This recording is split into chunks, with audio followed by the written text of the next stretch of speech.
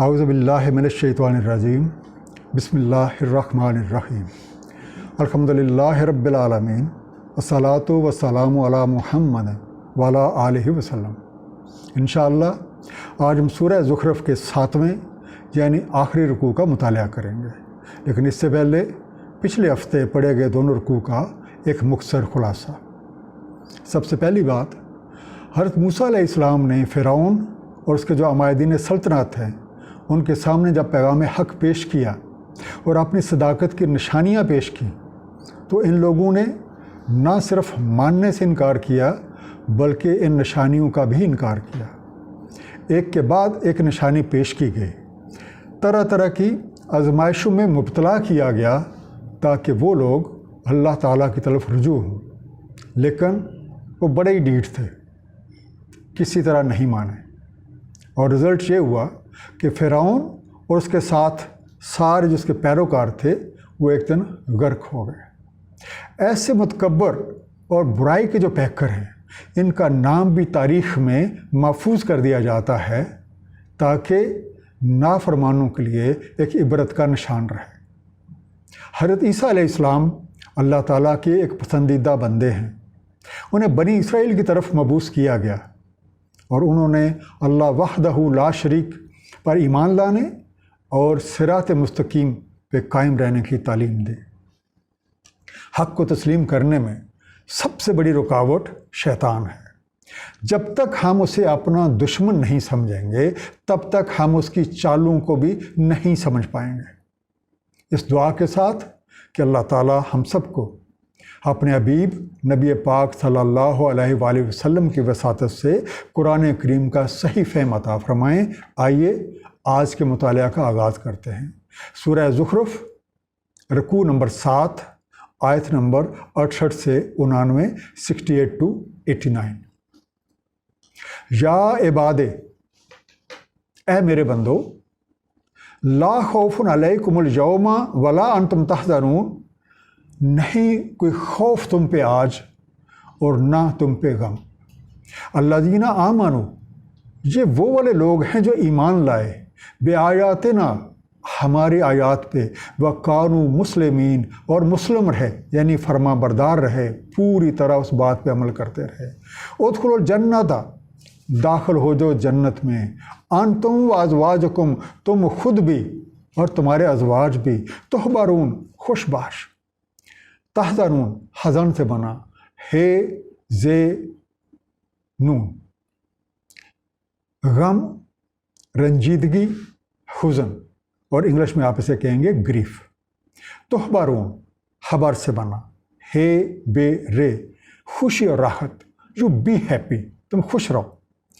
پچھلے رکوع کی آخری 2 آیات میں اس بات کا ذکر ہوا تھا کہ جب اچانک موت کا وقت آ پہنچتا ہے تو غفلت میں ڈوبے ہوئے اس بات کے لیے تو تیار ہی نہیں ہوتے، انہیں یہ یقین ہی نہیں ہوتا کہ انہوں نے ایک دن جانا ہے۔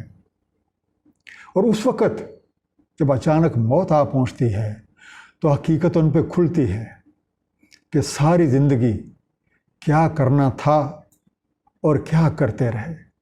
لیکن اس وقت اصلاح کو قبول کرنا کوئی فائدہ نہیں دیتا، کیونکہ جو آپ کلیم کریں گے اس کا عملی ثبوت آپ نہیں دے سکتے۔ موت کے بعد ساری دوستیاں اور رشتے ناطے ختم ہو جاتے ہیں، اور خاص طور پہ جن رشتوں ناتوں کی دوستیوں کی بنیادی خواہشات پہ اور غرض پہ رہی تھی وہی اپنے آپ کو خسارے میں پڑنے کا باعث نظر آتے ہیں اور قابل نفرت معلوم ہوتے ہیں۔ جبکہ متقین کی دوستی چونکہ اللہ وحدہ لا شریک کی خاطر تھی، اس لیے ان کی دوستی اس دنیا میں بھی اور اس کے بعد کے مرحلے میں بھی قائم رہتی ہے۔ اب یہ جو 3 آیات ہمارے سامنے ہیں ان پہ آپ غور فرمائیے۔ ایسے متقی بندوں کو اللہ تعالیٰ اپنا بندہ قرار دیتے ہیں اور انہیں خوف اور غم سے محفوظ فرما دیتے ہیں۔ تو جب خوف اور غم سے آپ محفوظ ہوں گے تو پھر خوشی ہی خوشی ہوگی، اور خوف اور غم سے محفوظ ہونا گویا اللہ تعالیٰ سے دوستی کی نشانی ہے۔ ایسے لوگوں کی خوبی یہ بتائی جا رہی ہے کہ وہ ایمان لائے اور پھر عملی طور پہ اس کا ثبوت دیا، اور آج انہیں ان کی کامیابی کی سند مل گئی ہے۔ جنت میں انہیں اور انہی جیسے اعمال کرنے والوں کو داخل فرما دیا جاتا ہے جہاں وہ حقیقی خوشی اور راحت کی زندگی گزارتے ہیں۔ یطاف علیہم بصحاف من ذہب و اکواب، طواف میں ان پہ تشتریاں سنہری اور پیالے۔ ذہب کا ترجمہ بعض کا سونے کا بھی کیا جاتا ہے۔ اکواب گلاس، بصحاف پلیٹیں۔ یطاف علیہم بصحاف من ذہب و اکواب، تو طواف میں ان پہ نہیں، مقصد ہے کہ ان کے ارد گرد کہ وہ ایسے ماحول میں ہیں کہ جہاں ہر طرف خوشی کا اور ایک ضیافت کا سما ہے۔ وَفِيهَا مَا تَشْتَهِي الْأَنفُسُ وَتَلَّذُّ الْأَعْيُنُ، اور ان میں ہے جس کی اشتہا ہو، انہیں جس چیز کا ان کا دل چاہ رہا ہو اور لذت پائیں ان کی آنکھوں کو بھی ایک بہترین چیز لگ رہی ہو۔ وَأَنْتُمْ فِيهَا خَالِدُونَ، اور تم اسی میں رہو، اسی کیفیت میں، اس خوشی کی کیفیت میں، اس خوشی کے ماحول میں۔ وَتِلْكَ الْجَنَّةُ الَّتِي أُورِثْتُمُوهَا، اور یہ ہے وہ جنت جس کے تم وارث ہوئے ہو، بِمَا كُنْتُمْ تَعْمَلُونَ، بدولت اپنے اعمال کے۔ جو طواف ہو، طوف، توئے واو فے، طواف کر رہے ہیں، گردش میں ہیں، اور سرکولیٹڈ، بصحاف، صحف سے بنا۔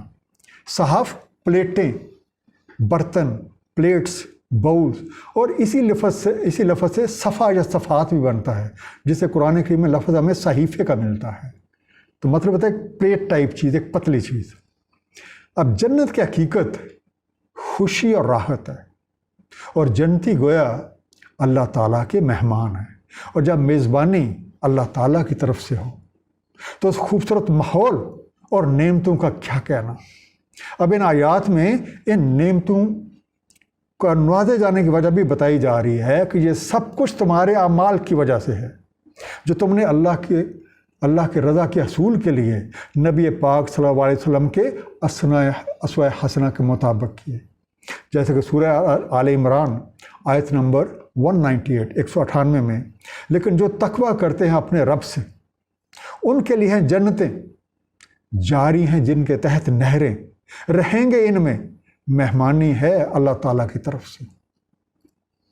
لَکُم فِیہا فَاکِہَۃٌ کَثِیرَۃٌ، تمہارے لیے اس میں میوے بکثرت، مِنْہَا تَأْکُلُونَ، اسی سے تم کھاؤ۔ اِنَّ الْمُجْرِمِینَ فی عذاب جہنم خالدون، بے شک جو مجرم ہیں وہ تو عذاب جہنم میں ہیں اور اسی میں پڑے رہیں گے۔ لا یفتر عنہم، نہیں ہلکا ہوتا ان پر سے، وہم فیہ مبلسون، اور وہ ہیں اس میں پڑے ہوئے بے آس۔ فاکہۃن، فقا سے بنا، فے کاف ہے، میوہ جات، فواکہ پھل فروٹ۔ جو فتارو، فطر سے بنا، فے تیرے، ہلکا کیا جاتا ہے، کم ہوتا ہے یا اس میں کوئی کمی ہوتی ہے، اٹ سبسائڈز۔ مبلسون، بلس سے بنا، بے لام سین، رحمت سے دور، مایوس، نا امید، ڈسپائر۔ اب ایک طرف تو کامیاب لوگوں کا تذکرہ ہوا اور دوسری طرف مجرموں کا بیان ہے کہ وہ جہنم میں رہیں گے، جہاں ان پہ عذاب کبھی ہلکا نہیں ہوتا، جس کی وجہ سے بالکل مایوس ہو جاتے ہیں، اور مایوسی کی وجہ سے تکلیف کی شدت اور بڑھ جاتی ہے۔ اب تھوڑی دیر کے لیے غور کرتے ہیں کہ جہنم کیا ہے۔ بعض محققین کا خیال ہے کہ اس لفظ کے معنی گہرا ہونے کے ہیں، جبکہ اکثریت کا خیال ہے کہ یہ دو لفظوں کا مجموعہ ہے۔ پہلا حرف ہے اس میں جی، یہ جی زندگی، اور دوسرا لفظ ہے حنوم۔ حنوم سے مراد ایک ایسی جگہ ہے جہاں پہ قربانی کی جاتی ہے۔ اب اگر دونوں کو جمع کریں، اس سے مطلب یہ ہے کہ یہ کوئی ایسی جگہ ہے جہاں پہ مرضوں کا قدرہ ایک تکلیف دہ انداز سے علاج کیا جاتا ہے۔ سورہ بنی اسرائیل آیت نمبر 8، وَجَعَلْنَا جَهَنَّمَ لِلْكَافِرِينَ حَصِيرًا، اور کر رکھا ہے ہم نے جہنم کو کافروں کے لیے ایک حصار۔ حصار ہوتی ہے ایک ایسی چار دیواری جس پہ پیرا لگا ہوا ہو تاکہ کوئی وہاں سے نکل نہ بھاگے۔ آپ یاد کریں پشاور میں ہے قلعہ بالا حصار، تو بالا حصار کیوں کہتے ہیں کہ اس کی اونچی دیواریں ہیں، دیواروں کی اپنی کوئی حقیقت نہیں ہوتی جب تک ان پہ پیرے کا انتظام نہ ہو۔ مطالعہ قرآن سے اس بات سے آگاہی ہوتی ہے کہ جہنمی اس وقت تک اس حصار میں رہیں گے جب تک اپنے کیے کی سزا نہیں بھگت لیں گے، یا ہم یہ کہہ سکتے ہیں کہ جب تک ان کے مرضوں کا شافی علاج نہیں ہو جائے گا۔ اب اس سے مراد ایک ایسی جیل بھی لے سکتے ہیں جس کے ارد گرد اونچے حصار ہیں اور سخت پہرے کا انتظام ہے اور کوئی وہاں سے بھاگ نہیں سکتا، اور جو سزا ملی ہے وہ بھگت کے رہنا ہے۔ زندگی مسلسل حرکت کا نام ہے، اسے آگے بڑھنا ہے۔ جناب واصف علی واصف صاحب نے جہنم کو ایک ایسا ہسپتال قرار دیا ہے جہاں مریضوں کو اس وقت تک رکھا جاتا ہے جب تک ان کے مرض رفع نہیں ہو جاتے۔ وَمَا ظَلَمْنَاهُمْ، اور نہیں کیا ظلم ہم نے ان پہ کوئی ظلم نہیں کیا، وَلَٰكِنْ كَانُوا هُمُ الظَّالِمِينَ، لیکن رہے وہ خود ہی اپنے اوپر ظلم کرتے۔ وَنَادَوْا، اور وہ ندا کریں گے، آوازیں لگاتے ہیں، یا مالکو، اے مالک، اے انچارج، لِيَقْضِيَ عَلَيْنَا رَبُّكَ، قضیہ ہی چکا دے ہمارا تیرا رب۔ اپنے رب سے درخواست کرو کہ ہمارا قصہ ہی تمام کر دے۔ کالا، تو کہا جائے گا، جواب ملے گا، انکم ماکثون، تمہیں اسی حال میں رہنا ہے، تمہیں یہیں پہ رہنا ہے جب تک تمہارا علاج مکمل نہیں ہو جاتا۔ لَقَدْ جِئْنَاكُمْ بِالْحَقِّ، بلا شبہ ہم تو لائے تھے تمہارے پاس حق بات، وَلَٰكِنَّ أَكْثَرَكُمْ لِلْحَقِّ كَارِهُونَ، لیکن تمہارے میں سے جو اکثر لوگ ہیں وہ تو اس حق سے کراہت کرتے رہے، انہیں یہ حق بہت ناگوار گزرتا رہا۔ یا مالکو، اے مالک، ملک میم لام کاف سے بنا، اے مالک، اے صاحب اختیار، اے انچارج، وہ سپیریئر، وہ مینیجر۔ ماکثون مکہ سے بنا، میم کاف سے، پڑے رہنا، ٹھہرے رہنا، وڈ ریمین۔ اللہ تعالیٰ کی شان کے لائق ہی نہیں کہ وہ کسی پہ ظلم کرے، اور اس بات کا اعلان قرآن کریم میں بارہا موجود ہے۔ در حقیقت خلاف حق کرنے والے اپنے اوپر خود ظلم کرتے ہیں۔ جب حق سامنے واضح ہو جائے تو وہ شعوری طور پہ اس کا انکار کر دیتے ہیں، حالانکہ ان کے سامنے ماضی کی مثالیں بھی موجود ہوتی ہیں اور انہیں نافرمانی کے انجام سے بھی آگاہ کیا جاتا ہے۔ اب جب ماضی کا بھی پتہ ہے، مستقبل سے بھی خبردار کر دیا گیا، تو پھر بھی انکار کرنا ظلم نہیں ہے تو اور کیا ہے؟ آیت نمبر 77 اور 78 جو ہیں، اس میں شدید دکھ اور تکلیف کی وجہ سے جہنمی اپنے خاتمے کی آرزو کریں گے کہ کسی طریقے سے جان چھوٹے، اور جواب پہ غور کریں، تمہیں رہنا ہے اسی میں جب تک علاج مکمل نہیں ہو جائے گا۔ ہسپتال سے کسی کو ڈسچارج نہیں کیا جاتا، اور ساتھ ہی ساتھ آیت نمبر 78 میں انہیں ان کی غلطیوں کا احساس بھی دلایا جا رہا ہے کہ تمہارے پاس تو پیغام حق پہنچا تھا، لیکن تم میں سے اکثر کو ناگوار گزرا، تم نے اس پہ غور ہی نہیں کیا، تمہیں وہ بات پسند ہی نہیں آئی، تو اب نتیجہ تمہارے سامنے ہے۔ ابرموا امرا، تو کیا انہوں نے کوئی حتمی ٹھہرایا کوئی امر، یا انہوں نے کوئی فیصلہ کر لیا کوئی اقدام کرنے کا؟ فَإِنَّ مُبْرِمُونَ، تو ہم ہیں حتمی کرنے والے، ہم بھی ایک فیصلہ کر لیتے ہیں۔ ہم یحسبون، کیا حساب لگاتے ہیں، کیا انہوں نے سمجھ رکھا ہے ان اللہ نسمع سرہم ونجواہم، کہ ہم نہیں سنتے ان کی چھپی باتیں اور ان کی سرگوشیاں، یہ چھپ چھپ کے منصوبے بناتے ہیں، کیا ہمیں اس کا علم نہیں ہے؟ بھلا کیوں نہیں، وَرُسُلُنَا لَدَيْهِمْ يَكْتُبُونَ، تمہارے پاس تو ہے ہمارے بھیجے ہوئے، یکتبون، لکھے جا رہے ہیں جو کچھ کر رہے ہو۔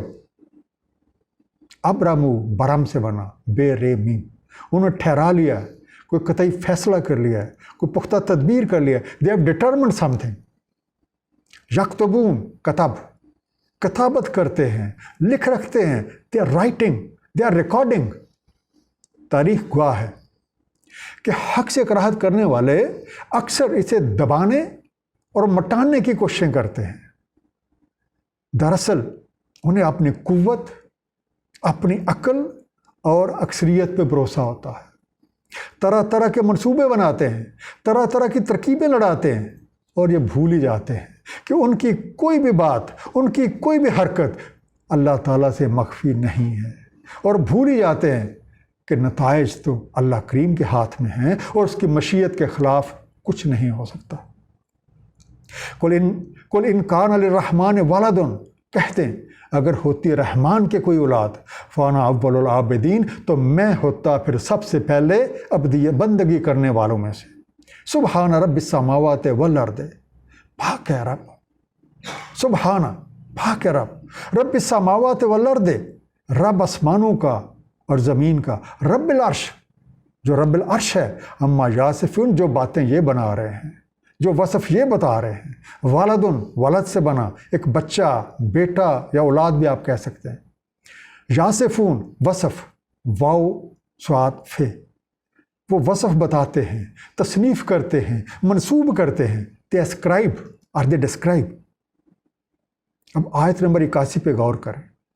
بعض اوقات ایک محال چیز سے حال کی وضاحت کی جاتی ہے اور اس کا مقصد لوگوں پہ حق واضح کرنا۔ اب اگر بفرض محال اللہ تعالیٰ کی کوئی اولاد ہوتی تو کیا نبیوں سے زیادہ بھی اس بات کو بڑھ کے کوئی تسلیم کرتا؟ سمپل آنسر از نو۔ اگر ایسا ہوتا تو نبی بھی تسلیم کرتے اور جو نبی کے پیروکار ہیں وہ بھی ان کی اتباع کرتے۔ اب ایسا ہے ہی نہیں۔ صرف وہی ایک ذات ہے جس کی ربوبیت آسمانوں میں بھی ہے اور زمینوں میں بھی ہے۔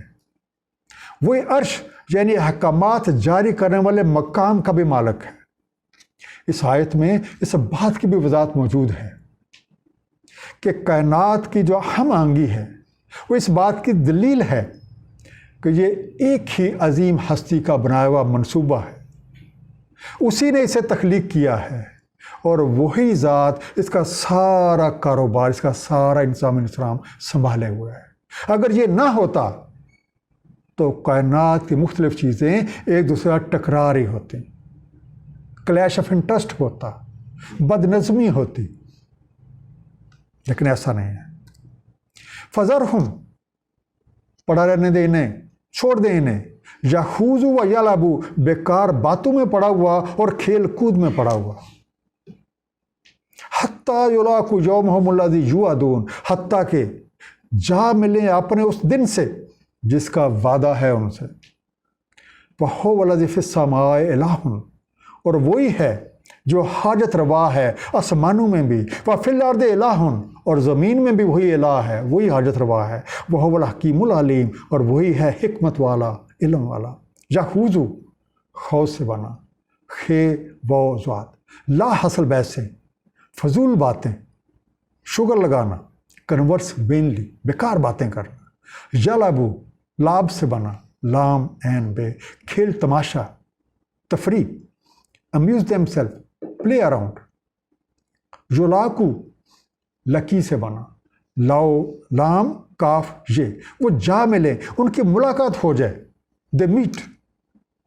جب لوگ حق سے دوری کو ہی اپنا وتیرہ بنا لیں اور بیکار باتوں میں الجھے رہیں تو انہیں ان کے حال پہ چھوڑ دینا ہی بہتر ہے، کیونکہ دین میں کوئی زور زبردستی نہیں ہے۔ نبیوں کے ذمہ صرف پیغام پہنچا دینا ہوتا ہے، وہ اس بات کے ذمہ دار نہیں ہیں کہ کتنے لوگ ایمان لائے اور کتنے ایمان نہیں لائے۔ اب اس ذات بابرکات کی نشانیاں ہر سو پھیلی ہوئی ہیں، پہچاننا کچھ مشکل نہیں، لیکن حق سے دور ہونے کی وجہ سے وہ نہ تو ان کی حکمت پہ غور کرتے ہیں اور نہ ہی ان کا علم حاصل کر پاتے ہیں۔ ظاہر ہے جب نہ علم ہوگا، جب نہ حکمت ہوگی تو اس ذات کی الہیت کو سمجھا ہی نہیں جا سکتا۔ وتبارک، بہت بابرکت ہے، کالذی لہ ملک السماوات والارض وما بینہما، جس کے اختیار میں ہے آسمان اور زمین، جس کی بادشاہی ہے زمینوں میں اور آسمانوں میں اور جو کچھ ہے ان کے مابین۔ وَعِندَهُ عِلْمُ السَّاعَةِ، اور اسی کے پاس ہے علم ساعت۔ وَإِلَیہِ تُرْجَعُونَ، اور اسی کی طرف تم لوٹائے جاتے ہو۔ تبارک، برک سے بنا، بے رے کاف، مبارک ہے، برکت والا ہے، بی بلیسڈ، ایگزالٹڈ۔ ترجعون، رجع، رے جیم این سے بنا، تمہیں رجوع ہونا ہے، تمہیں لوٹ کے جانا ہے۔ You shall return, you will have to return. برکت سے مراد کسی چیز کی کمی کے احساس سے مبرہ ہونا ہے۔ برکات کا مالک اللہ تعالیٰ ہے، اور اس کی برکات سے فیض یاب ہو جانے والے چاہے کتنی بھی تعداد میں ہوں، اس کے خزانوں میں کبھی کمی نہ آئی ہے نہ آتی ہے۔ بادشاہی بھی اسی کے پاس ہے، علم ساتھ بھی اسی کے پاس ہے، یعنی اس کائنات موجود ہر چیز کی زندگی، ہر چیز کا موت، ہر لمحہ، ہر لحظہ، ہر تقاضا اور ہر حرکت کا اسے علم ہے۔ ہم آئے بھی اللہ کی طرف سے ہیں اور ہمیں لوٹ کے بھی اسی کی طرف جانا ہے۔ انا للہ و انا الیہ راجعون۔ اب عمر کے خاتمے پہ ہر کو لوٹ کر اسی کے حضور پیش ہونا ہے۔ اب ظاہر ہے جو لوگ اپنی زندگی اللہ تعالیٰ کے پسندیدہ طریقے کے مطابق گزاریں گے، اور وہ والے جنہوں نے ساری زندگی اپنی مرضی کے مطابق اللہ کی مرضی کے خلاف گزاری ہے، تو دونوں کا انجام ایک جیسا تو نہیں ہو سکتا۔ وَلَا يَمْلِكُ الَّذِينَ يَدْعُونَ مِن دُونِهِ الشَّفَاعَةَ وَلَا يَمْلِكُ الَّذِينَ يَدْعُونَ، اور نہیں وہ اختیار رکھتے جن کو یہ پکارتے ہیں، من دُونِهِ الشَّفَاعَةَ، اسے چھوڑ کے، کس چیز کا؟ شفاعت کا۔ إِلَّا مَنْ شَهِدَ بِالْحَقِّ، مگر جو کوئی شاہد و حق کا، وہ ہم یعلمون، اور ہو علم والا۔ وَلَئِن سَأَلْتَهُمْ، اگر ان لوگوں سے آپ سوال کریں، اگر ان لوگوں سے آپ پوچھیں، من خلقہم، کس نے تمہیں خلق کیا ہے، کس نے تمہیں پیدا کیا ہے، لا یقولن اللہ، تو ضرور کہہ اٹھیں گے اللہ تعالیٰ نے۔ فَأَنَّا يُؤْفَكُونَ، پھر کہاں سے الٹ جاتے ہو، کیسے اوندے ہو جاتے ہو؟ یدعون، دعو سے بنا، دال این واو، وہ دعوت دیتے ہیں، بلاتے ہیں، ان سے دعائیں مانگتے ہیں۔ دے کال، دے انوائٹ دیم، دے انووک۔ یوفکون، افق سے بنا، الف فے کاف، وہ الٹ جاتے ہیں، حق کے بالکل الٹے پھر جاتے ہیں۔ دے آر ٹرنڈ اوے۔ اللہ تعالیٰ کے سوا باقی سب مخلوق ہیں۔ اب اگر کسی نے اپنی ساری امیدیں مخلوق سے وابستہ کر رکھی ہیں، تو اسے علم ہونا چاہیے کہ اللہ تعالیٰ کے حضور شفاعت کا وہ کوئی حق نہیں رکھتے، انہیں کوئی اختیار نہیں ہے۔ شفاعت قطعاً باذن اللہ ہے، اور اللہ تعالیٰ کے مقرر کردہ قوانین کے تحت ہے کہ کون سفارش کر سکتا ہے اور کس کے لیے کر سکتا ہے۔ اس آیت میں شفاعت کرنے کے لیے 2 شرطیں بیان کی گئی ہیں۔ سب سے پہلی بات حق کا شاہد ہونا، اور دوسری با علم ہونا، یا علم سے مراد علم حقیقت ہے، نہ کہ کوئی دنیاوی علم۔ اب آیت نمبر 87 پہ ذرا غور کیجیے۔ اس آیت میں منکرین حق کے جو عقائد ان کے تضاد پہ روشنی ڈالی گئی ہے کہ جب پوچھا جائے کس نے خلق کیا، تو یہ مانتے ہیں کہ اللہ کریم نے انہیں خلق کیا ہے، اللہ ان کا خالق ہے، اللہ ان کا مالک ہے۔ لیکن جب اللہ کی بات ان کے سامنے پیش کی جاتی ہے تو اس بات سے پھر جاتے ہیں۔ تو جب تخلیق اسی نے کیا ہے، خالق وہ ہے، تو پھر کسی اور کی طرف رخ کرنے کا کیا مطلب ہے؟ وکیل ہی، اور ان کا یہ قول، یا رب، اے رب، ان ہؤلاء قوم لا یؤمنون، ہے رب یہ ایک ایسی قوم ہے جو لوگ ایمان ہی نہیں لاتے۔ فاصفح عنہم، بس نظر انداز کر دیں، چھوڑ دیں انہیں۔ فاصفح عنہم، نظر انداز کر دیں انہیں۔ وقل سلام، اور کہیں سلام ہے بھائی۔ فسوف یعلمون، ان قریب انہیں حقیقت کا علم ہو جائے گا۔ فصفہ، صفا سے بنا، سواد فے ہے، صرف نظر کرے، اوور لک۔ یہ جو لفظ آیا وکیل ہی، اب یہ قول جو ہے، یہ جو شہادت دینے والے اور جو علم رکھنے والے ہیں، یہ ان کا بھی ہو سکتا ہے، اور یہ اس رسول کا بھی ہو سکتا ہے جس نے پیغام حق پہنچایا۔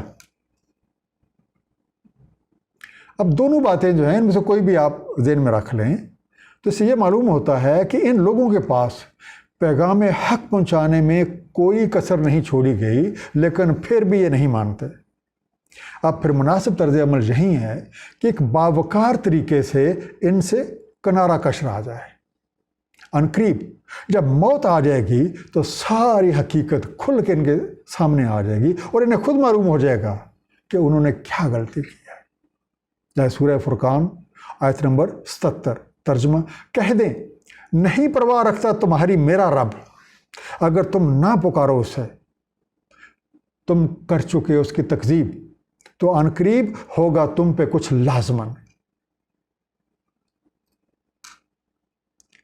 اب ایک مختصر سا خلاصہ اس آخری رکوع کا، متقین کی دوستی اللہ تعالیٰ کی رضا کے لیے ہوتی ہے، اس لیے یہ دنیا میں بھی اور اس کے بعد بھی قائم رہتی ہے۔ اللہ تعالیٰ ایسے بندوں کو اپنا دوست بنا لیتے ہیں اور انہیں خوف اور غم سے محفوظ فرما دیتے ہیں، اور وہ خوشی خوشی اللہ کی دی ہوئی نعمتوں سے لطف اندوز ہوتے ہیں۔ جبکہ مجرموں کی باہمی دوستی غرض و غائز پہ مبنی ہوتی ہے۔